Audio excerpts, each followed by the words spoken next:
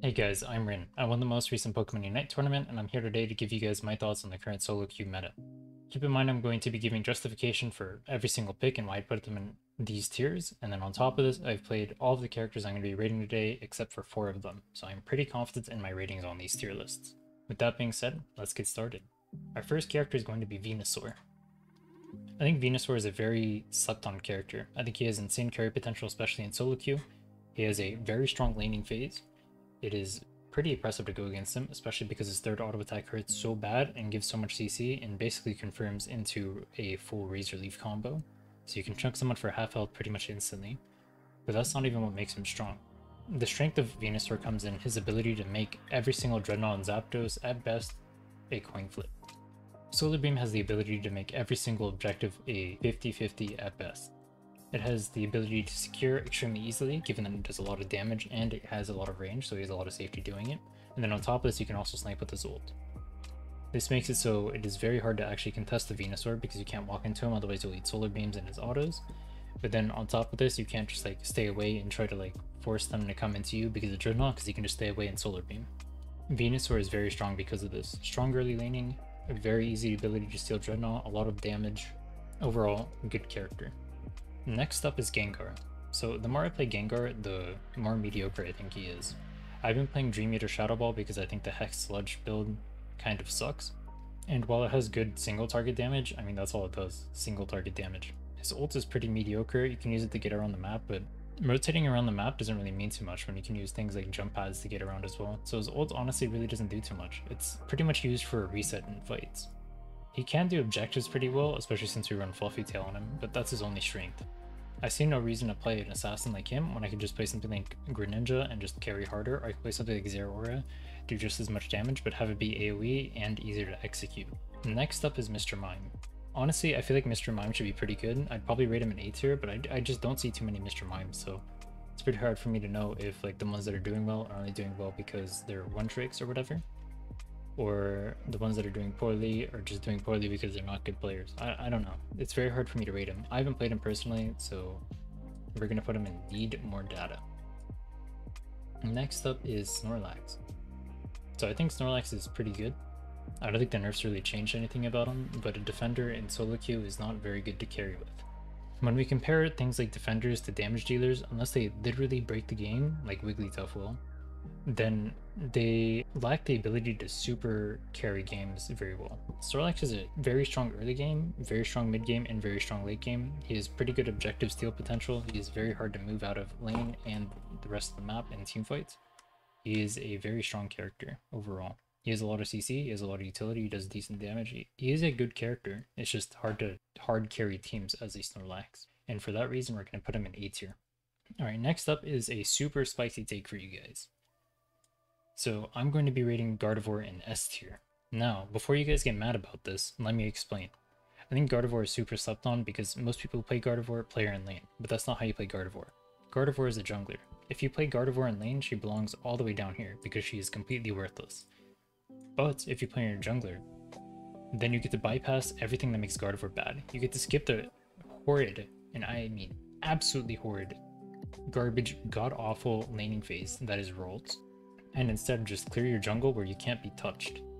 Once you clear your jungle, you hit level 7 or 8, and then you're at the first Dreadnought. You can do so much damage with Future Sights, or Sight Shock if you decide to go that route. I prefer Future Sight personally. You can snipe Dreadnought pretty well with said Future Sight. You scale really well because you're constantly getting levels from jungling, because jungle gives a lot of EXP.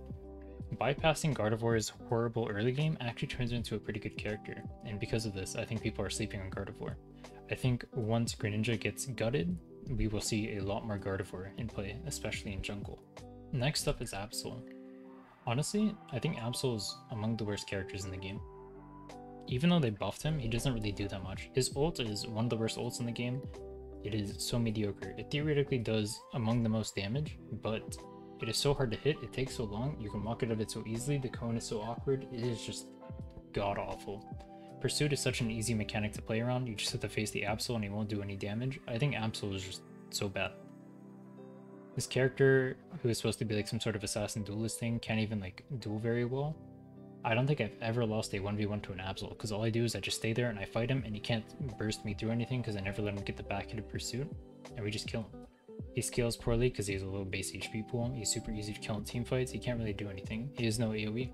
He's just worthless. Next up is Garchomp. I mean, we created a special tier for him. There's not really much to say. Garchomp sucks. The buffs didn't really change anything.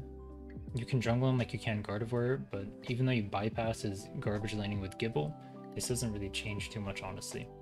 The only thing he's good at is cheesing objectives with his percent HP damage, and even then, he doesn't have a good secure, so what's the point of choosing the objectives when someone else can just come in and snipe them while you're DPSing it for them? Honestly, you're just handing the enemy objectives when you do that. I think Garchomp needs a slight kit overhaul in order to actually become viable, because his abilities kind of suck and his whole mechanic is revolved around staying in the enemy team, despite the fact that he has no way to actually do so. You can get CC'd super easily, and you won't be able to play the game. You can just get kited, people have flashes, blah blah blah. His ult is actually really easy to play around too. Because he's forced to go forward, you can just constantly go behind where he's going to be. It is super easy to deal with. I think Garchomp is horrible. If I ever see Garchomp on my team, I think I have to win this game 4v5. Next up is Lucario. I think Power Up Punch Lucario is an S tier build, and I think Exchange Speed Lucario is an A tier build. So Lucario has very good tankiness with his passive plus the Power Up Punch 30% damage reduction. He has really good mobility. He is obviously really good early game. He's really good burst damage. He's just really good overall. He has good objective secure with Power Up Punch being essentially a smite because it has execution damage on it, and it just does a lot of damage as a base hit. He has CC immunity, so he can walk through tanks to get to your backline. He can assassinate backliners. He's just a very strong character. Lucario does a lot. He can go items like Score Shield, Focus Fan, Buddy Barrier, still do a lot of damage, have utility from Score Shield, go backdoor score on people. He can split push, can team fight. Lucario takes the word all-arounder and stretches the definition of it to the maximum. Lucario is one of the best all-around characters in the game. So normally I'd rate Crustle in C tier for what his normal build is, but I've been seeing a lot of Stealth Rock Fluffy Tail Crustles, and the more I see that, the more I think that the build maybe has potential. I'm not 100% certain yet, so we're going to put him in Need More Data. Alright, you guys already know what it is. It's your boy Greninja, most broken character in the game, not even close, our main over here, so I think I can speak with this on authority. He's easily my most played. Obviously we played him in the tournament and we absolutely destroyed on him. This character is insane, not only in solo queue but also in competitive play. He has one of the best power spikes at 7 in the game with surf resets. He does objectives really well. He can destroy entire teams. He scales really well. He has a really good early game. He's impossible to kill. He does a lot. This character is absolutely insanely overloaded. Even if they were to remove surf from the game, I think Water Shuriken Greninja would still be among the best characters in the game. I'd put it in double S tier if we're doing Water Shuriken only. I think Greninja is that insane.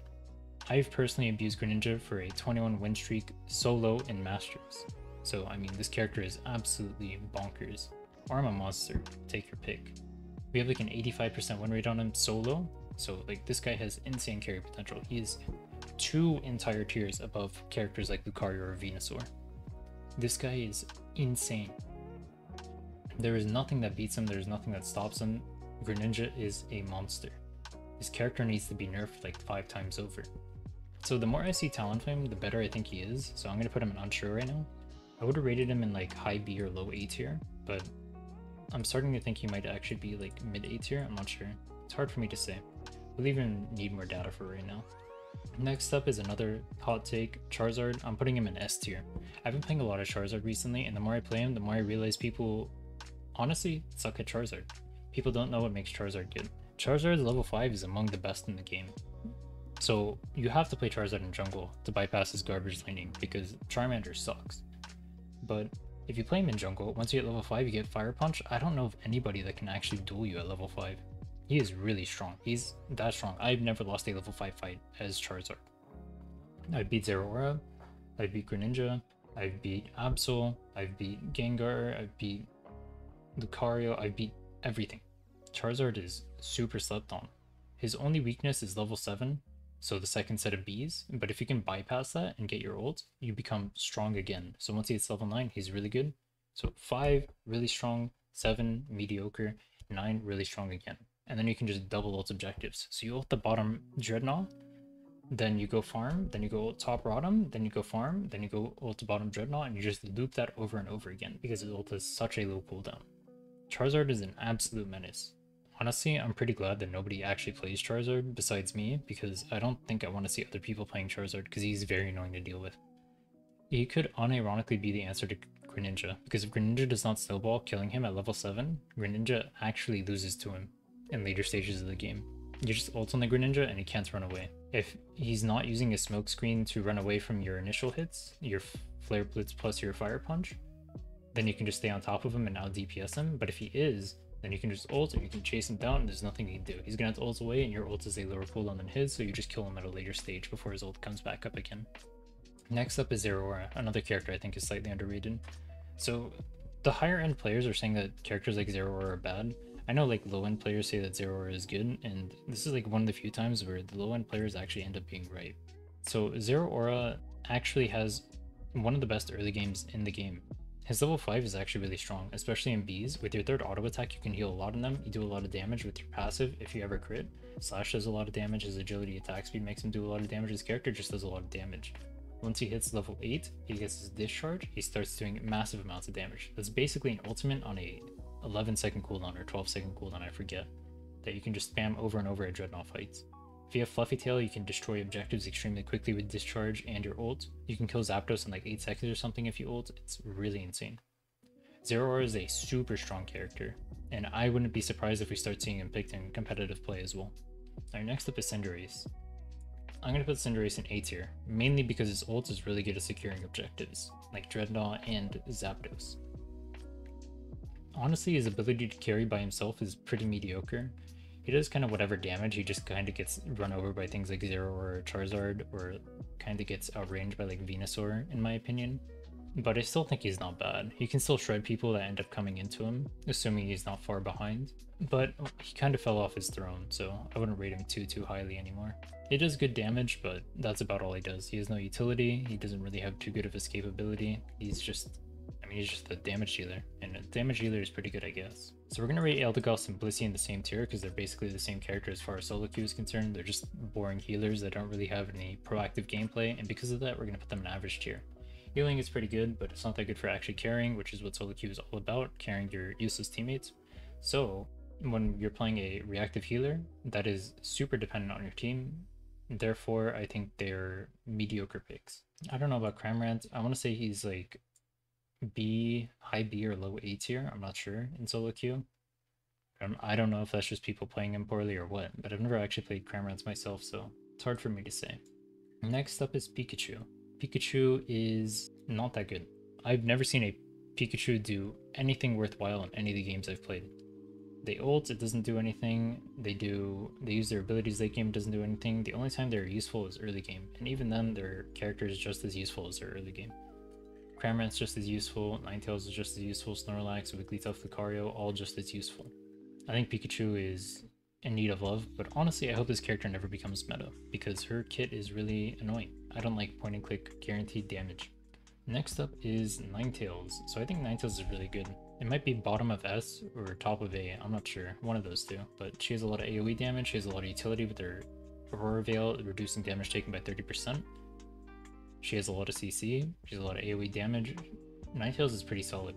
The only thing is she doesn't have too good of objective secure besides ulting, but her ult has a pretty decent delay. And she's also somewhat susceptible to being dove, but I think honestly that point is slightly overstated given that she has a lot of CC and she has damage reduction. So I think Ninetales is just a very solid character. I don't think she's as good as like things like Venusaur or whatever, but I think she's pretty good. Also, side note, she can also be played in the jungle, but people don't seem to be doing that much. I actually think Ninetales jungle is pretty good. Next up is Wigglytuff. This character is an absolute menace. I hate fighting Wigglytuff more than I hate fighting Greninja. Her passive literally breaks the game. There are so many ults that will get cancelled because of it. I've had my Venusaur ult cancelled because of it. I've had my Solar Beam cancelled because of it. I've had my Crustle ult cancelled because of it, blah blah blah blah blah. This character is so absolutely insane. She is impossible to kill. She's way too tanky. She has too much CC with like Sing and her passive. That is pretty much guaranteed. There is no counterplay there. This character is stupid OP. If you go roll out your trolling, that's like a B tier build, but if you're going Sing, Wigglytuff is absolutely bonkers. She does a lot of damage. You can easily do like 70k damage in a game, assuming you're playing her properly and you're just constantly sitting in their face to do damage. Her ult gives her whole team unstoppable and a shield, and she gets at a level 8, which is really strong as well, especially since she's laning and not jungling. I think Wigglytuff is the most BS character in the game.